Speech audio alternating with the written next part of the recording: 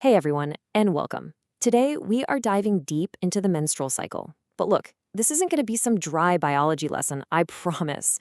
We're going to treat this like a story, a really fascinating, carefully choreographed narrative that unfolds in the body month after month. And at the very heart of our story is this number, 28.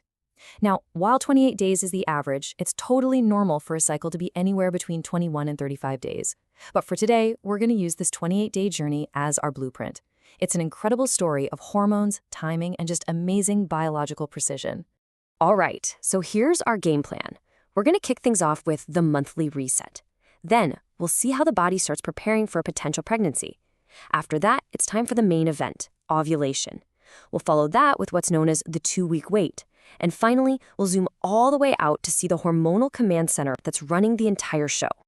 So our story begins on day 1. And, it might seem a little counterintuitive, but day 1 isn't about building something new. It's actually about breakdown. This is the start of menstruation, which is basically a complete reset of the system. It clears the slate so a brand new cycle can begin.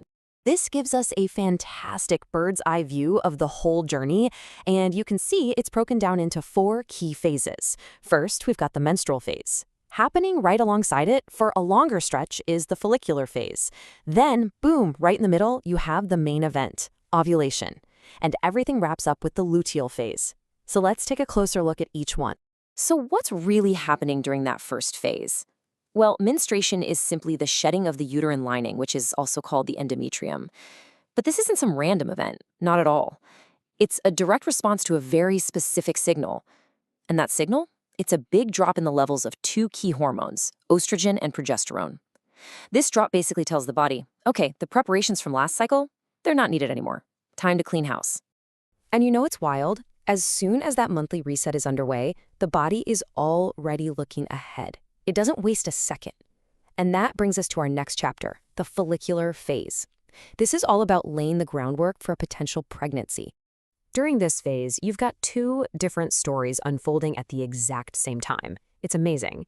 Over in the ovary, a hormone from the brain called FSH, that's follicle-stimulating hormone, tells several follicles to start growing. And at the same time, over in the uterus, those very same follicles are releasing another hormone, estrogen, which gets to work rebuilding the uterine lining. It's this perfectly synchronized dance.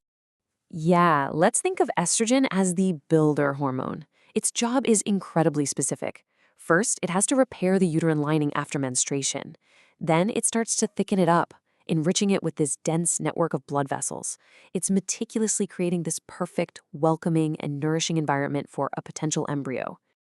Okay, so the uterine lining is rebuilt. The stage is perfectly set. The environment is ready. But what about the star of the show, the egg itself? What's the trigger that actually gets it released from the ovary? And that brings us to the dramatic climax of the first half of the cycle, ovulation. Now, this isn't just a simple release. It's actually triggered by a really remarkable and, frankly, very rare biological switch in the body's hormonal feedback system. And here it is. You see, most systems in our body run on what's called negative feedback.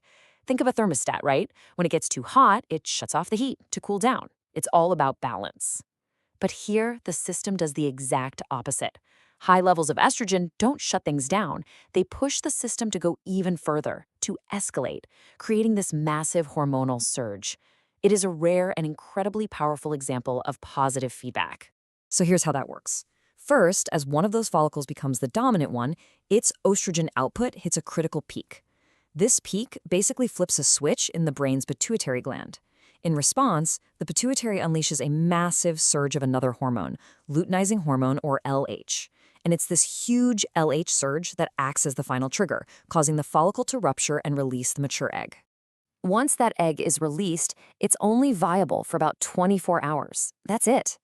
This creates this incredibly short, supercritical window of opportunity. The second ovulation happens, the clock for potential fertilization starts ticking. So the main event is over. The egg is on its journey.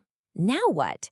Well, the body enters a new phase of kind of watchful waiting. This period of maintenance is known as the luteal phase, but you might have also heard it called the 2-week wait. But what about the follicle that just released the egg? Does it just disappear? No way. It transforms into a brand new temporary structure called the corpus luteum.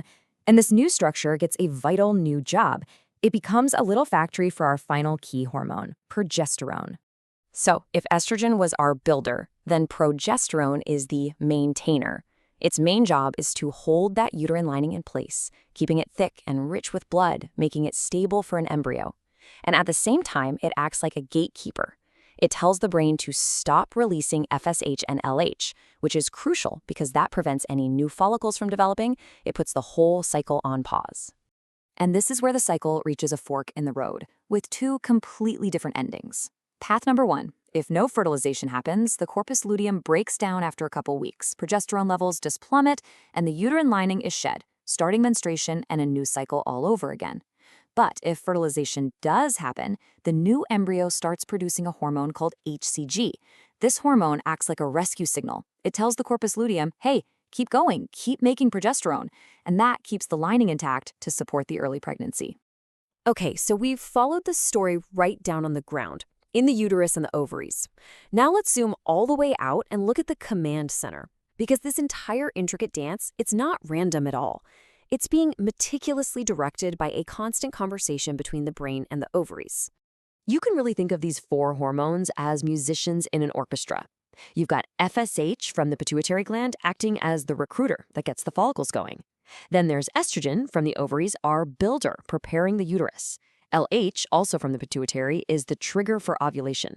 And finally, progesterone from the ovaries is our maintainer, making sure that lining stays put. And, of course, this whole orchestra has a conductor. It all starts in a part of the brain called the hypothalamus. It releases a hormone that tells the pituitary gland what to do. The pituitary then sends out FSH and LH to direct the ovaries. And then the ovaries, in turn, release estrogen and progesterone, which not only act on the uterus, but also send signals all the way back up to the brain, completing this incredible communication loop. So let's just quickly recap our 28-day story. We have 2 perfectly synchronized cycles happening at once, one in the ovaries, one in the uterus. We have 4 key hormones acting as our main characters, driving the whole plot forward. It's all managed by these super precise feedback loops, and the ultimate goal every single month is to prepare the body for a potential pregnancy. You know, understanding this intricate hormonal dance is absolutely fundamental to human reproduction. And it really raises a fascinating question, doesn't it? How have we learned to interact with this very system? To use our knowledge of these exact hormonal signals for things like contraception? Well, that's a story for another explainer. Thanks so much for joining me.